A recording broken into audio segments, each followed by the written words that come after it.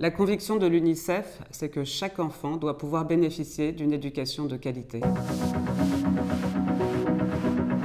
L'éducation, c'est le socle de tout pour un enfant. Ça donne accès à des connaissances de base, savoir lire, écrire, compter. On a accès à un repas, on a accès à des structures d'hygiène. Ça a des effets démultiplicateurs sur l'économie en général.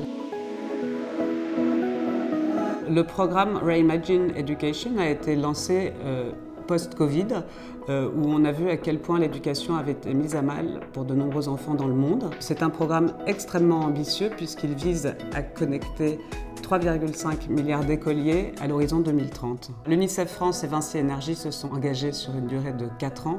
L'éducation, ça n'est pas l'affaire d'un jour. C'est le deuxième partenariat que nous nouons dans la durée. Le premier partenariat que nous avons noué est avec Initiative Cœur et Mécénat Chirurgie Cardiaque qui vise à opérer des enfants atteints de malformations cardiaques essentiellement en Afrique, en Europe.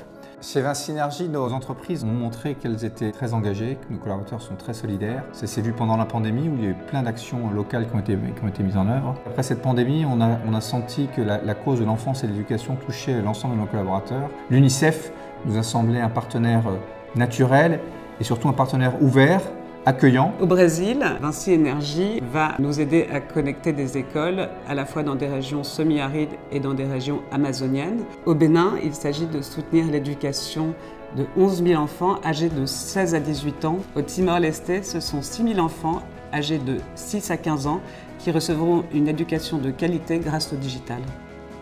Ce qu'on veut, c'est que nos collaborateurs puissent voir le bénéfice de leur engagement, de leur solidarité et qu'ils puissent ensuite être motivés pour lever des collectes, voir que le fruit de leur générosité bénéficie directement des enfants, des écoles, des classes, des programmes d'enseignement et qu'il y ait des circuits courts entre l'argent qu'ils lèvent et les actions qui sont menées.